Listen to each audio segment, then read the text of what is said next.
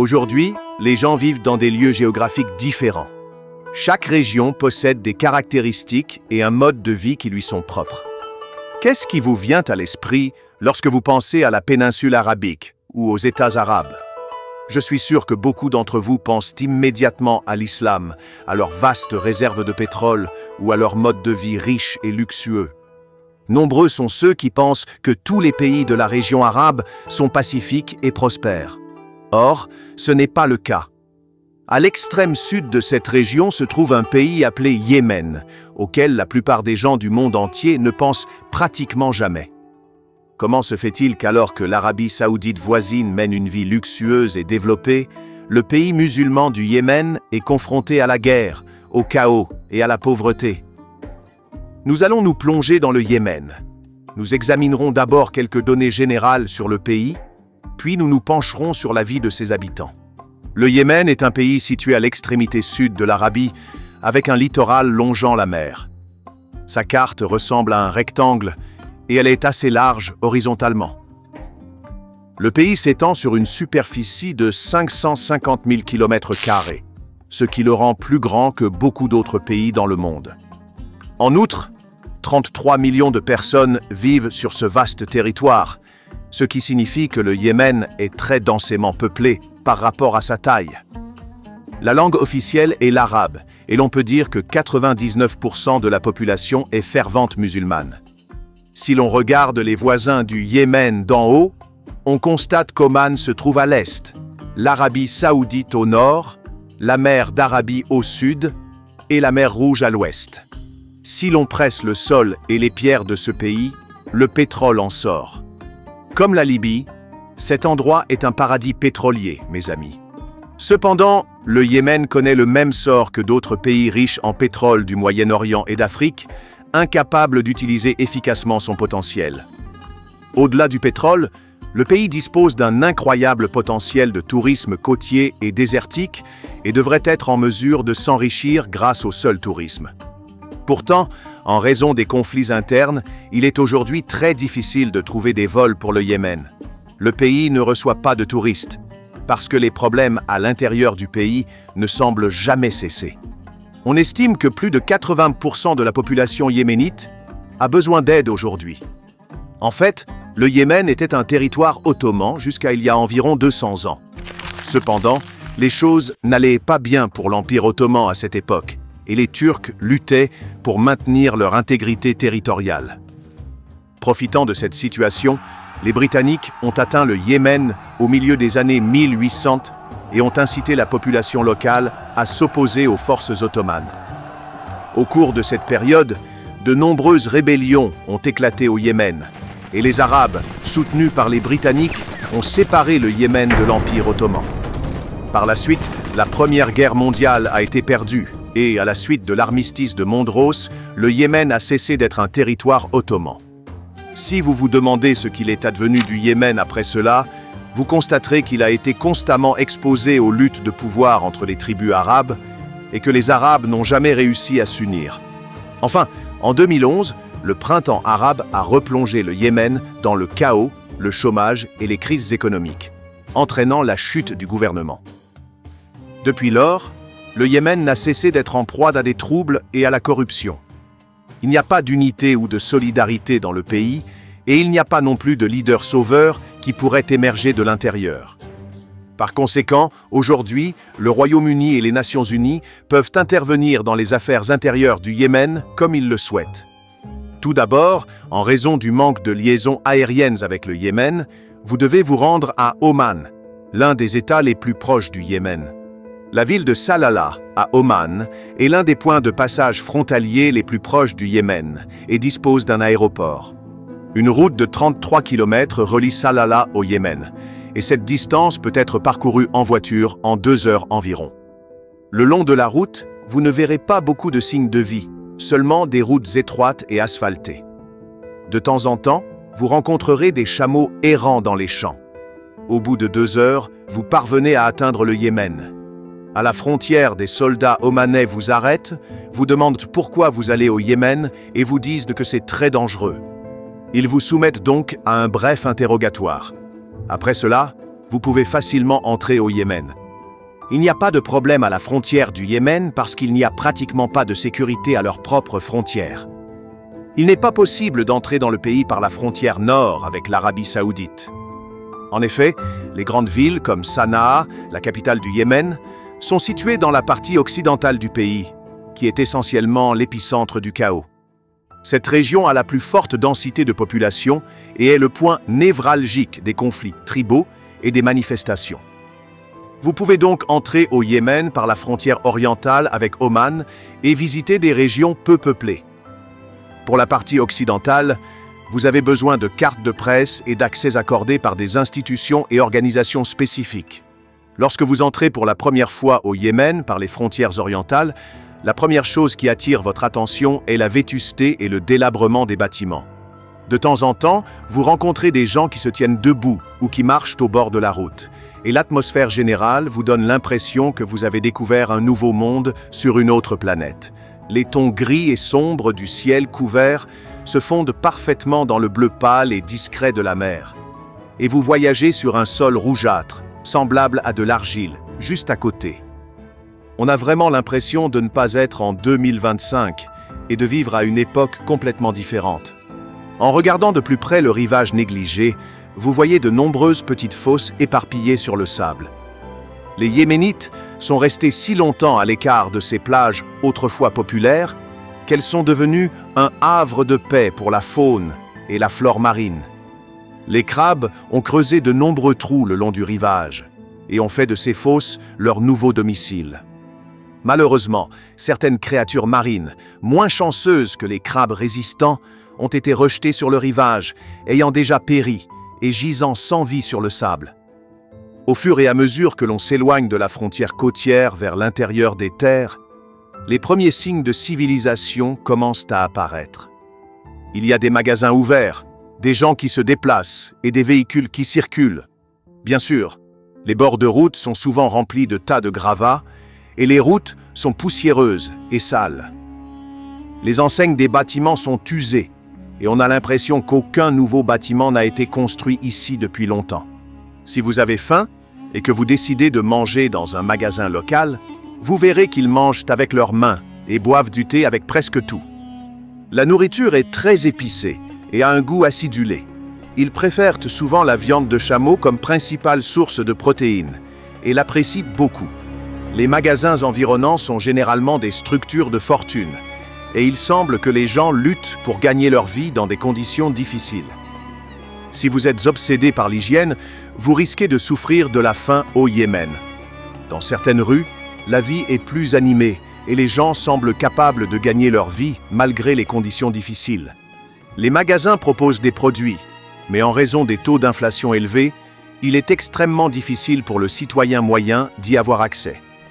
Par exemple, les revenus de certaines personnes dans le pays peuvent descendre jusqu'à 30 $ par mois, ce qui est scandaleusement bas. Le revenu mensuel moyen des Yéménites est d'environ 100 $. Le rial yéménite étant en très mauvaise posture par rapport au dollar, les professionnels occupant des fonctions essentielles, tels que les médecins et les enseignants, perçoivent leur salaire en dollars afin d'atténuer l'impact de la dévaluation de la monnaie locale. Pour un médecin bien qualifié, cela équivaut à environ 200 $. J'imagine que ce revenu semble très faible à la quasi-totalité d'entre vous qui lisez ces lignes. Ce n'est pas du tout surprenant, car les Yéménites eux-mêmes trouvent que ces revenus sont nettement insuffisants pour répondre à leurs besoins de base. À ce stade critique, les gens se sentent obligés de compléter leur travail légitime par des activités illégales ou d'accepter des pots de vin pour joindre les deux bouts. Ils se sentent obligés de faire cela comme un travail d'appoint et se tournent donc vers des voies criminelles par pure nécessité. La cause première de ce problème généralisé est indéniablement l'économie paralysée. Les femmes ne sont généralement pas employées et l'économie de toute la famille tourne autour de l'homme. Les hommes vendent généralement des souvenirs, des épices, des parfums, des légumes, des fruits et des textiles. Lorsque vous achetez quelque chose à des Yéménites dans la ville, ils sont sincèrement heureux et vous pouvez voir leur visage s'illuminer de sourires. Ils ne sont pas du tout hostiles à la caméra et ne sont pas gênés par le fait d'être filmés. Il convient également de noter que les commerçants manipulent souvent la plupart des produits directement avec leurs mains. Lorsque l'on s'engage dans les ruelles étroites du Yémen, on a l'impression que les vieux bâtiments sont sur le point de s'effondrer sur nous. La plupart des bâtiments ont en effet largement dépassé l'âge de la retraite. Un autre aspect notable des villes est que les habitants des rues ont généralement plus de 40 ou 50 ans. Il n'y a pratiquement pas de jeunes dans les squares. Le style vestimentaire des hommes est largement dépourvu d'influence occidentale et se compose de vêtements locaux typiques de l'Arabie. Les routes du Yémen sont entièrement jonchées d'ordures. Où que l'on aille dans le pays, les villes sont remplies d'ordures. Ce seul fait indique clairement que le système d'infrastructure s'est largement effondré. En outre, presque tout est écrit entièrement en arabe. Si vous ne connaissez pas l'arabe, il est très difficile de s'y retrouver. Pire encore, les gens ne parlent pas anglais et vous devez donc engager un guide pour communiquer. Sur les marchés yéménites, vous trouverez des produits que vous n'auriez jamais imaginés. Par exemple, il existe une plante appelée khat qui ressemble un peu aux épinards et dont les Yéménites raffolent. Cette plante est en fait une drogue et on dit qu'elle les détend et calme leur esprit de manière significative. Au Yémen, de nombreuses personnes cultivent cette plante et la vendent dans toute l'Afrique. Ils mâchent les feuilles et éprouvent alors un sentiment d'euphorie. Par conséquent, si vous visitez les marchés de khat, vous risquez de voir des personnes errer de manière erratique, et il est donc conseillé de garder un œil sur vous et vos biens. Ils affirment que cette plante crée une forte dépendance, et qu'une fois qu'on l'a essayée, on devient un consommateur régulier. Certaines personnes font même la queue pour acheter du khat, malgré les conditions désastreuses qui règnent au Yémen, ce qui témoigne de sa grande popularité et de la forte emprise qu'il exerce sur ses utilisateurs. L'une des choses les plus surprenantes au Yémen est l'abondance de dunes de sable dans tout le pays. Ces dunes se sont transformées en formations rocheuses dures, entourant le pays d'un bout à l'autre. Ainsi, lorsque vous pensez au Yémen, ne vous imaginez pas seulement des déserts arabes plats. Il existe de nombreux terrains escarpés et vierges qui sont très difficiles à traverser. L'architecture et les couleurs des grands bâtiments, tels que les hôtels et les palais, correspondent aux tons généraux du pays. Presque toutes les structures importantes sont dans les tons jaune et orange. Cependant, la plupart de ces hôtels et palais sont soit abandonnés et fermés, soit en train de se battre pour fonctionner sans clients. Ce que je ne comprends pas, c'est qu'en quittant les villes et en reprenant les routes du désert, on voit des enfants en bas âge et des gens qui errent sans but, même là où il n'y a pas de signe d'habitation. Ces enfants, pieds nus et couverts de terre, viennent probablement de petits villages et se rendent dans les villes pour subvenir à leurs besoins. Mais sans véhicule, ils peuvent parcourir toute la distance à pied. Les personnes sans véhicule tentent parfois de faire de l'autostop, mais elles y parviennent rarement. On peut en déduire que le système de bus interurbain au Yémen s'est effondré depuis longtemps et ne fonctionne plus. Ceux qui ont un véhicule conduisent des voitures pannes. Les femmes sont entièrement recouvertes d'un voile noir, et leur visage n'est même pas visible. Il s'agit d'un pays dominé par les hommes, ce qui signifie que les femmes n'ont pas leur mot à dire dans la société et sont entièrement contrôlées par leur mari. Il n'est pas difficile d'imaginer l'immense pression et les restrictions auxquelles ils sont soumis. Si, en tant qu'étranger, vous essayez de parler avec une femme yéménite en public, vous n'y parviendrez pas. Vous voyez également des femmes le long de la route d'une manière que vous n'avez jamais vue auparavant. Ils portent probablement des chapeaux pour se protéger du soleil lorsqu'ils s'occupent de leurs animaux. La corruption au Yémen est si extrême que chaque personne qui accède au pouvoir dans le gouvernement épuise les ressources du pays et s'enfuit à l'étranger. Imaginons que dans un pays riche en pétrole, l'essence des stations-service soit importée de pays voisins comme Oman. Il n'existe aucun mécanisme permettant d'extraire et de traiter le pétrole au niveau national. Au lieu de servir le peuple, les politiciens se concentrent sur leur propre survie.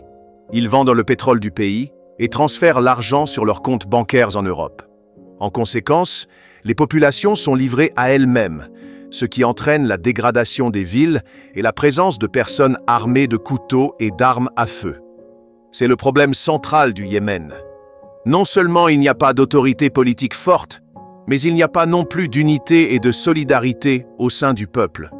Tout le monde vit en vase clos, et le pillage est monnaie courante. Certaines villes ont été entièrement pillées et abandonnées. Dans certaines régions, les gens se promènent avec des fusils pour se protéger, y compris les guides. Le Yémen est un pays où les enlèvements sont fréquents. Il n'y a aucune garantie de ce qui peut arriver à quelqu'un d'un moment à l'autre. Si vous êtes sans défense face à quelqu'un qui essaie de montrer son pouvoir, au mieux, il vous volera. Cependant, si vous avez de quoi, vous pouvez au moins tenter de le faire ou de l'intimider. C'est précisément ce que le guide explique. Si vous voyez des femmes assises au milieu de la route, sachez qu'elles n'ont qu'une seule raison d'être. Malheureusement, il y a beaucoup de femmes mendiantes au Yémen. Elles mendient par désespoir et demandent de la nourriture. Malgré cela, les Arabes d'ici ne manquent jamais d'avoir des dizaines d'enfants. Dans presque tous les foyers que vous visitez, les hommes se plaignent de la dureté de la vie et du fait qu'ils n'arrivent pas à joindre les deux bouts. Pourtant, chaque maison compte au moins 6 à 7 enfants. Avec cet état d'esprit, ils condamnent également l'avenir de leurs enfants. Par exemple, la grande majorité des enfants du pays ne peuvent pas aller à l'école et ne reçoivent aucune éducation. L'accès à la technologie leur est quasiment impossible. Presque aucun d'entre eux n'a de rêve. Les moments les plus excitants pour eux sont de recevoir des cadeaux d'un étranger en visite ou de jouer au football. Ils adorent jouer au football, et c'est presque leur seule source de divertissement. Quant aux filles, elles transportent l'eau jusqu'à leur maison, qui n'ont pas de plomberie, et participent aux autres tâches ménagères. Malgré toutes ces difficultés, les Yéménites n'ont jamais perdu confiance en leur pays. Ils pensent que la situation au Yémen s'améliorera dans quelques années, et ils semblent tous sincèrement optimistes. De plus, ils sont incroyablement hospitaliers envers les étrangers. Malgré leurs conditions de vie difficiles, ils n'hésitent jamais à offrir tout ce qu'ils ont à leurs hôtes. Espérons que le Yémen sera gouverné par des hommes politiques qui aiment sincèrement leur pays et agissent sans intérêt personnel, afin que le pays ne soit pas connu pour son chaos, mais pour ses plages et ses excursions dans le désert. Tant que cette mentalité tribale perdurera dans des pays comme la Libye et le Yémen, il semble qu'ils resteront des pions entre les mains des Occidentaux.